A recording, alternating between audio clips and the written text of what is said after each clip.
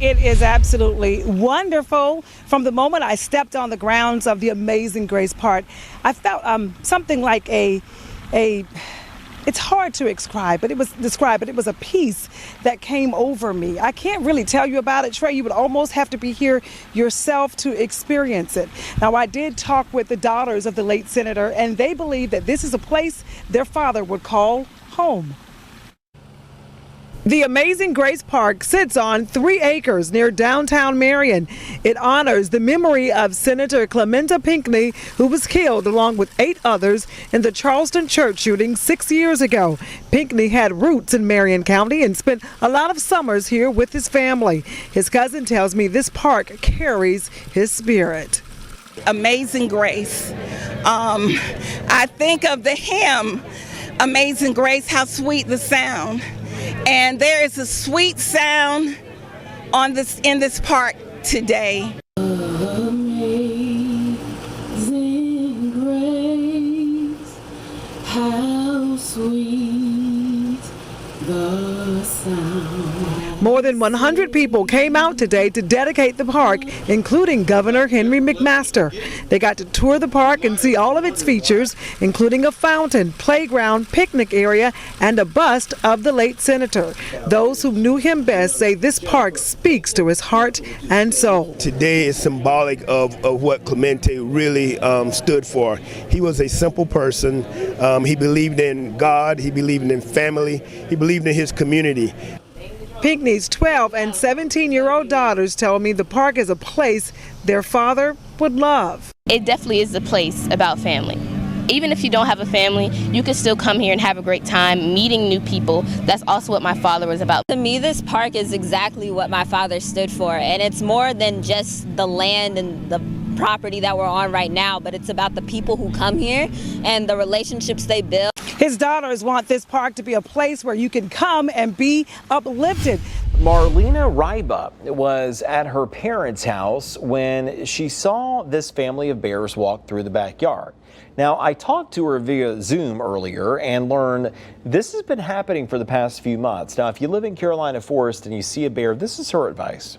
You know, the irony is that if you really want to save them, the best thing that you can do is not feed them. So take down your bird feeders, make sure that you eliminate any easy access points for them to be able to access any trash cans and things like that. And hopefully they'll find a safe place in the wild where they can, feed naturally.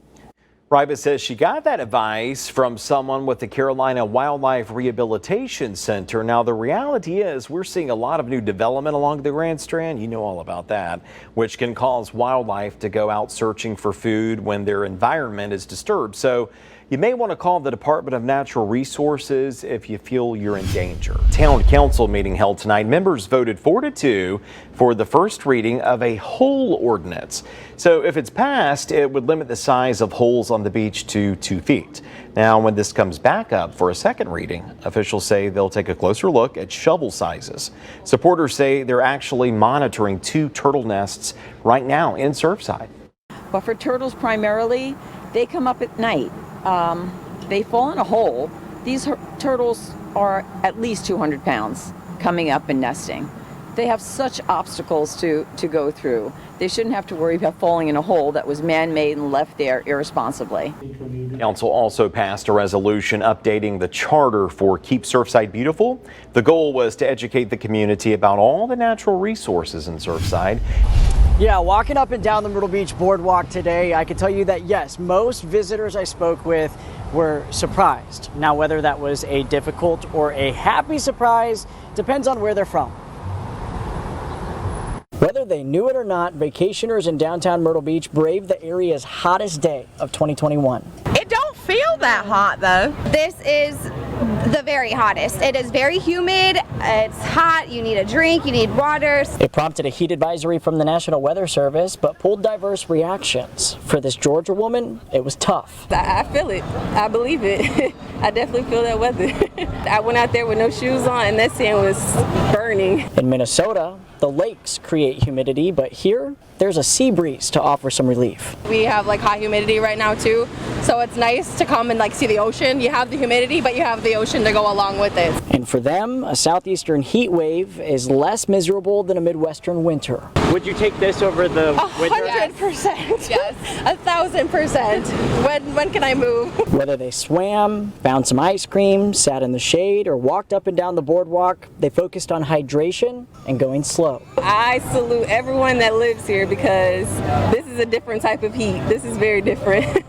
I wish I could live this life every day. Steps to make sure we're all getting through the heat, whether we like it or not. Now, it has cooled down since we hit that peak this afternoon, but it is still pretty warm out here. Now, on the immediate coast, the sea breeze might offer a false sense of relief. It's important to pay attention to that because your body might tell you that you don't need water, but it's important to keep on with that hydration.